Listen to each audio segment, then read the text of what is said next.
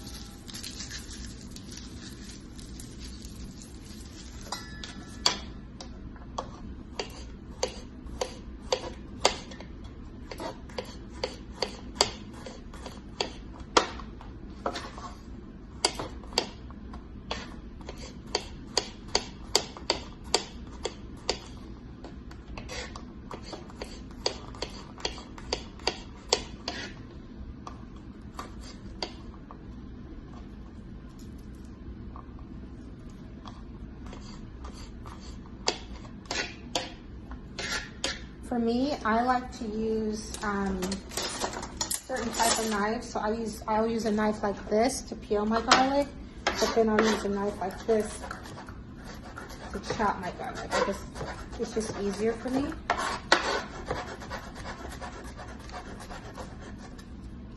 So there we go. This is our garlic. So it also calls for dried oregano. But you know, I like everything fresh, so I'm going to use fresh oregano.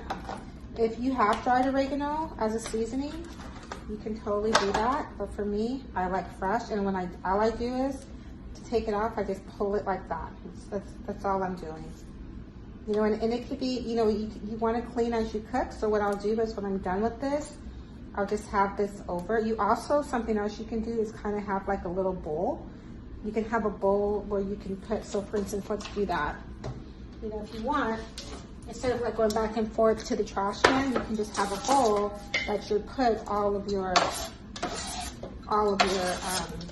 leftovers, right? So then that way, you're not walking back and forth to the trash can, and you're not feeling like you just have everything there, and then you dump the bowl when you're done cooking. So let's have a little bit. I'm gonna do a little bit more oregano. And then again, what I'm doing is I'm just taking my twigs, putting them in there, And then I'm just gonna chop up this oregano nice and fine.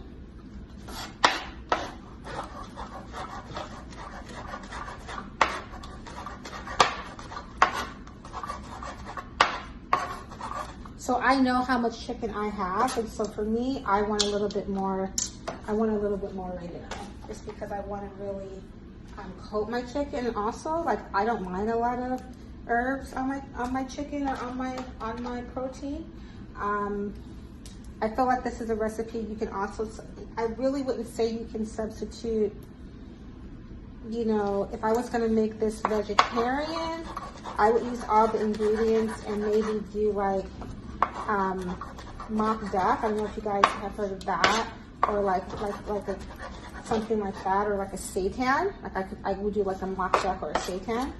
So here we have our garlic, and here we have our oregano. So now what we're gonna do is we're gonna come in a bowl. We're gonna put the garlic and the oregano.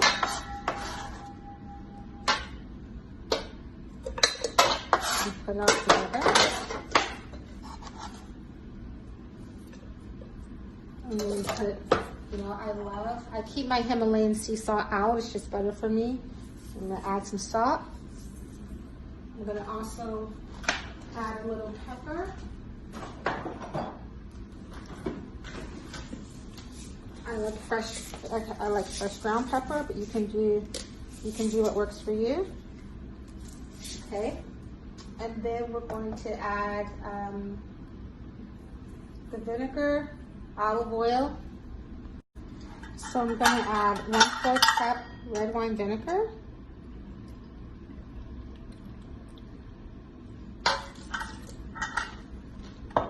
I like to keep my olive oil close by, 1/4 cup olive oil.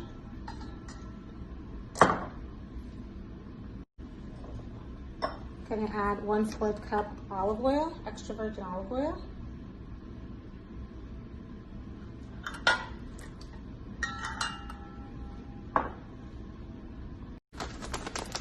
Half a cup pitted prunes. I like organic pitted prunes, but like everything doesn't have to be organic. It's just preference.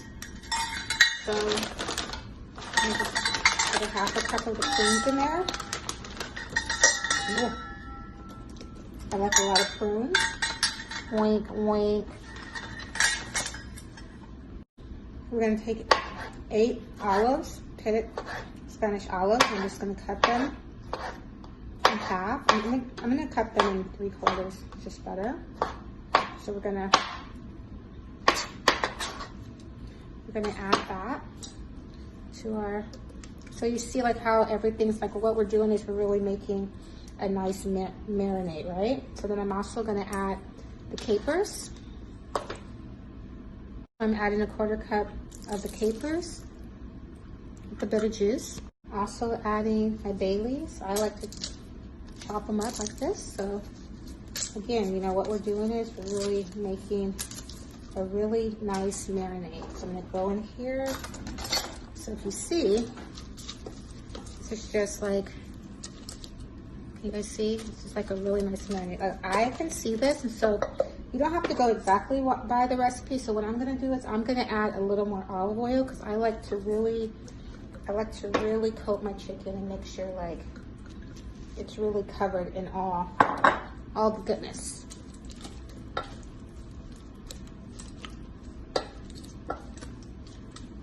Okay. So now what I do, you can just take this is the pan I'm gonna use, and all I'm gonna do is put the chicken in the pan. So you have my chicken here. I'm just gonna lay it in the pan.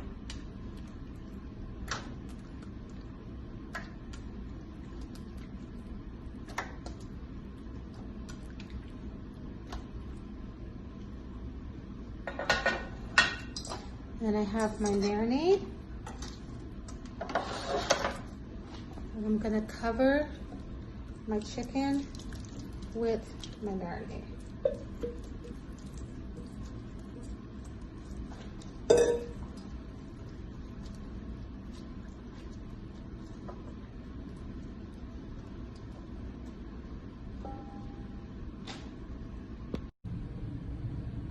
So this is my chicken, and it's about to get marinated and put in the oven. You're also going to sprinkle with brown sugar.